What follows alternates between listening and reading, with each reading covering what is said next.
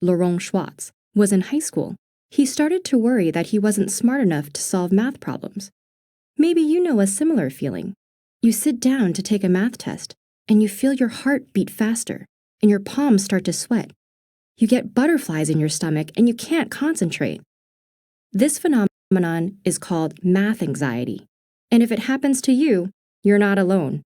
Researchers think about 20% of the population suffers from it. Some psychologists even consider it a diagnosable condition. But having mathematical anxiety doesn't necessarily mean you're bad at math. Not even close. Laurent Schwartz went on to win the Fields Medal, the highest award in mathematics. People might think that they're anxious about math because they're bad at it, but it's often the other way around. They're doing poorly in math because they're anxious about it. Some psychologists think that's because math anxiety decreases a cognitive resource called working memory. That's the short-term memory system that helps you organize the information you need to complete a task. Worrying about being able to solve math problems or not doing well on a test eats up working memory, leaving less of it available to tackle the math itself. People can suddenly struggle with even basic math skills like arithmetic that they've otherwise mastered. Academic anxiety certainly isn't limited to math, but it does seem to happen much more frequently and cause more harm in that subject.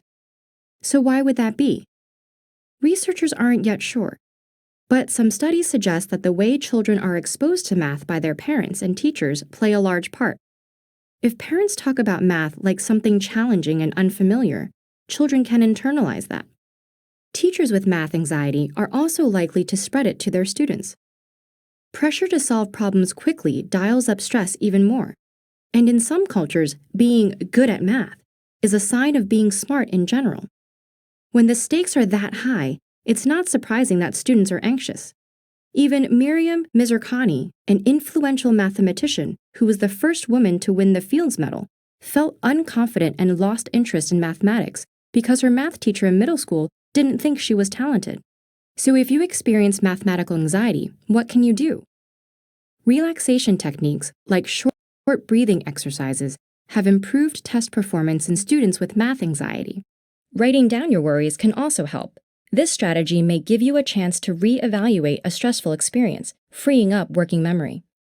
And if you have the chance, physical activity like a brisk walk deepens breathing and helps relieve muscle tension, preventing anxiety from building. You can also use your knowledge about the brain to change your mindset.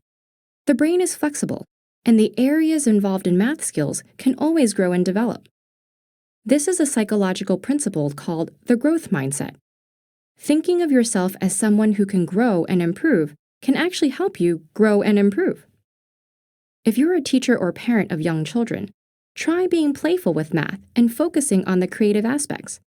That can build the numerical skills that help students approach math with confidence later on. Importantly, you should give children the time and space to work through their answers. And if you're an administrator, make sure your teachers have the positive attitudes and mathematical confidence necessary to inspire confidence in all of their students. Also, don't let anyone spread the myth that boys are innately better than girls at math. That is completely false. If you experience math anxiety, it may not help to just know that math anxiety exists. Or perhaps it's reassuring to put a name to the problem. Regardless, if you take a look around yourself, the odds are good that you'll see someone experiencing the same thing as you. Just remember that the anxiety is not a reflection of your ability, but it is something you can conquer with time